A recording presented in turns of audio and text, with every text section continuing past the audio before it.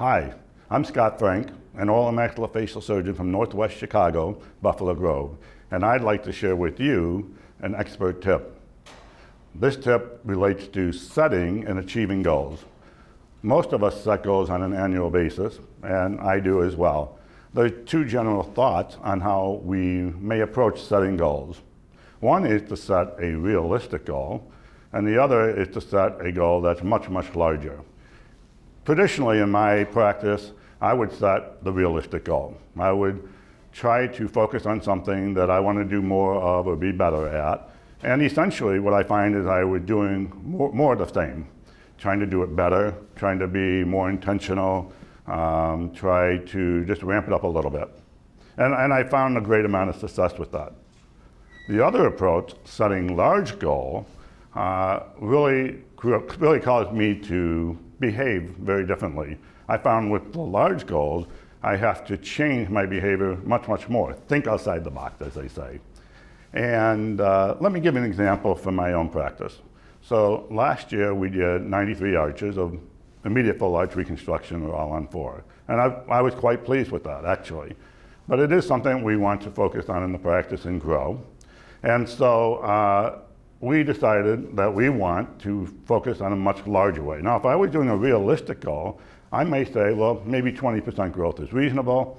Let's shoot for 120. I'd reach out to my doctors. I'd try to encourage them to find more patients. I'd try to educate them, maybe do some programs, and just do more of the same, maybe better. If I want to do a larger number, like 1,000 in a year, I cannot do the same thing. We have to think completely outside the box. So that's what we're trying to do this year. We brought in a full-time in-house lab technician who will give us the ability to do this effectively and efficiently, to create the opportunity to do it any time of the week instead of relying on the lab schedule, who can be a resource to our referring doctors to help them improve, learning more about materials and technique, to go to their office. We also, though, we know we need more patients. We can't do 1,000 doing the same thing, so we are doing direct-to-consumer marketing. And this is creating a whole new set of challenges.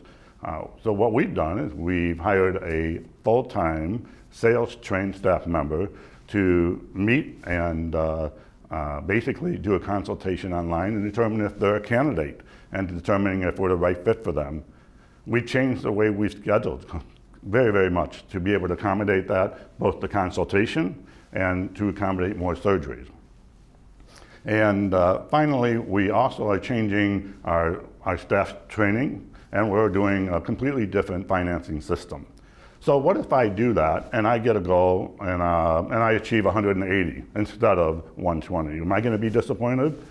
Absolutely not. 120 is a very good goal.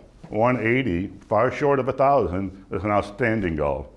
And through this technique, in other metrics, I have actually found this to be helpful. In fact, I've often found that my goal, my big goal, was often not big enough and just wasn't thinking big enough. So I hope you find this tip helpful and beneficial, and I wish you much practice success.